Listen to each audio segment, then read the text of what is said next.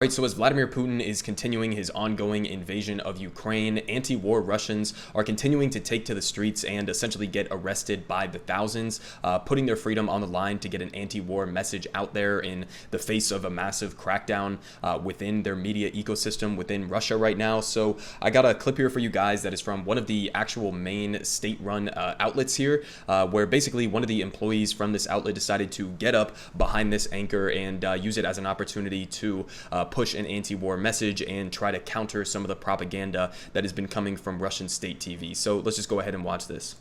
Российский премьер подчеркнул, надо усилить сотрудничество в рамках союзного государства, а на совещании в правительстве обсуждали, как сохранить доступность лекарств. Больницы не должны. Right, so pretty short clip, and you can see kind of towards the end here, they cut away to a different pre-recorded segment, I guess, there. So they got her off the screen pretty quick, but nonetheless, I mean, she got her message out there. She was holding up the sign, even has some English in there, no war, both in English and Russian. And I got some translations here for the other stuff that she was saying there. So here from The Guardian, they say, and I might butcher this name, but Marina Ozianikova, an editor at Channel 1, burst onto the set of the live broadcast of the nightly news on Monday evening, shouting, "Stop the war, no to war." She also held a sign saying, "Don't believe the propaganda, they're lying to you here." It was signed in English, "Russians against the war." And they say the news anchor continued to read from her teleprompter, speaking louder in an attempt to drown her out. But her protest could be seen and heard for several seconds before the channel switched to a pre-recorded segment like we just saw. And they say that she also released a pre-recorded video via OVD Info human rights group in which she expressed her shame at working for Channel 1 and spreading Kremlin propaganda.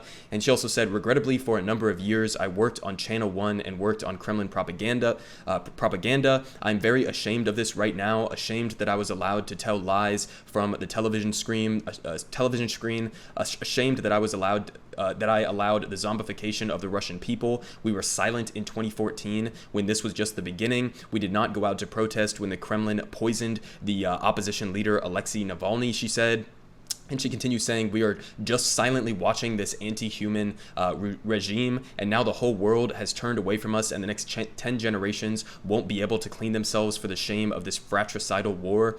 And they say, wearing a necklace in blue and yellow of the Ukrainian flag, she said in her video statement that her father is Ukrainian and her mother is Russian. So again, kind of gives you an indication of both her personal motivations for doing something like this, but also the heavy ties that exist between Russians and Ukrainians, and why so many people would be against this war in the first place, going to war with, a country that you might have family in or you might have friends in, and that you've traveled to before in your life. So, you see the close ties there that have existed for years and years and years. But they continue saying that she urged fellow Russians to join anti-war protests in order to bring an end to the conflict. And she says, quote, only we have the power to stop all this madness. Go to the protests. Don't be afraid of anything. They can't imprison us all." So she is now, literally facing threats of jail. She's, I think, going to court today or within the next couple of days and weeks to see exactly what her fate is going to be. So first of all, obviously, credit to her and every other anti-war protester who is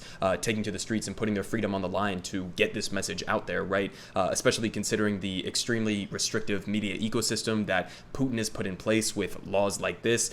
So here from Al Jazeera, they say this new law passed on March 4th makes public actions aimed at discrediting Russia's army illegal, so any criticism of what the military is doing right now or just in general, and bans the spread of fake news or the public dissemination of deliberately false information about the use of the armed forces of the Russian Federation. So again, who are they to say what is true, what is fake news? Obviously, they're just going to be pushing whatever line is perfectly lining up with what Vladimir Putin wants to be doing right now. So again, there's no legitimacy to this claim of a spread of fake news or anything like that. And they say insanely that the offense carries a jail term of up to 15 years. So 15 years for the crime of speaking out against Vladimir Putin, basically, or speaking out against the actions of his military right now. So completely repressive, completely unacceptable from any way that you want to look at it.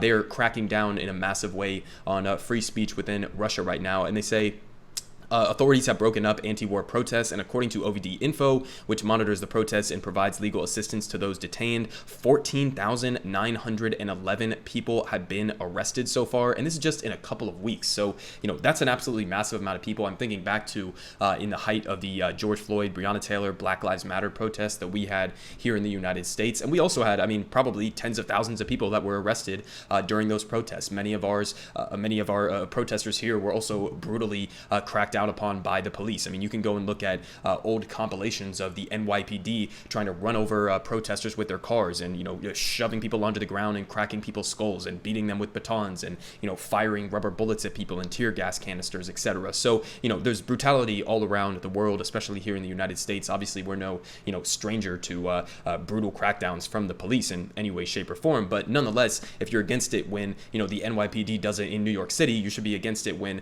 the Russian police are doing it in Moscow or St. Petersburg or anywhere else within Russia that is cracking down on these protests. So again, completely unacceptable, authoritarian, and ridiculous. And again, just a little bit more context, this is also coming at a time where Russia's media ecosystem is still shrinking. It wasn't great before. It's not as if before this war they had plenty of outside challenging voices or anything like that, but significantly more so since this war. Again, you're legally not even allowed to criticize the actions of what the military is doing right now. And on top of that, they're basically completely banning the access to Facebook and Twitter and other more Western-based social media outlets. Now, some people might say that this is, somewhat understandable considering what I covered in my video the other day, right? Of how Facebook has essentially decided that it's okay to call for the deaths of Russian invaders or Russian troops, but it's somehow not okay to do the same for American troops or IDF soldiers who are, occupying Palestinian lands. So there is a little bit of a weird double standard coming from a lot of these social media platforms, but, what else is new on that front? So either way, though, this crackdown on social media platforms, the crackdown on protests, the crackdowns on, the ability of people to get out and give an anti-war perspective, or not even an anti-war perspective, but just a perspective on what is actually happening. Now, I showed you guys polling data that showed that over the last couple of weeks since the war began, that Vladimir Putin's approval rating within Russia is actually going up. And so the consequences and sort of a backfire way of a lot of our sanctions and trying to isolate Russia as much as possible and cut off Russian civilians who don't even necessarily support the war in the first place, cutting them off from the entire Western world, that is going to have some backfire effects. And part of that is, Vladimir Putin's approval rating is actually going up. So if the goal is to put a strangle on Russian civilians to the point where they feel the need to go out and take to the streets and try to overthrow Vladimir Putin, then it seems like our current strategy is not exactly doing that, and it might actually be doing the exact opposite and further empowering Vladimir Putin and allowing him to push the narrative that it's actually the West that is responsible for your suffering here in Russia. It's not my,